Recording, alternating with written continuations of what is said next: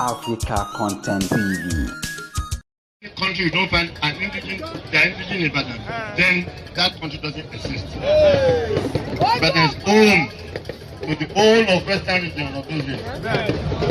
Ibadan is home to the best in Nigeria. Ibadan is home to the best in the world. So for us to single you out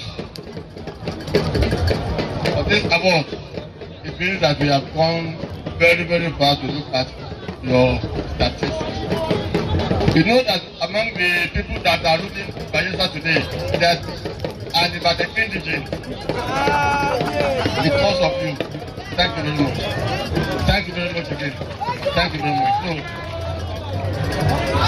So it is my honor and privilege as the representative of Ibadan here today.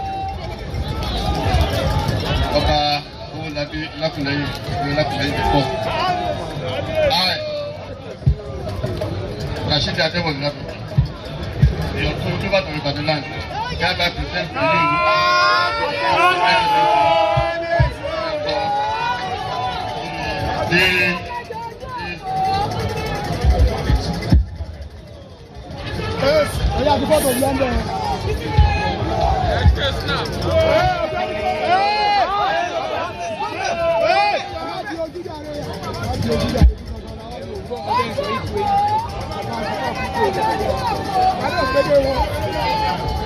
Members of the Bayelsa State Cabinet, please join the picture.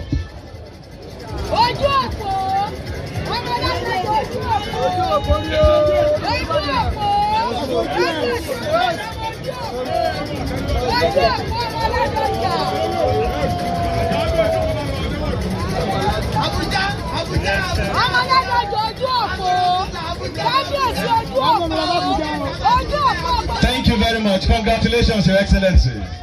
Congratulations. Congratulations. We'll now listen to remarks from the new awardee. Please make welcome Governor of Bayelsa State, His Excellency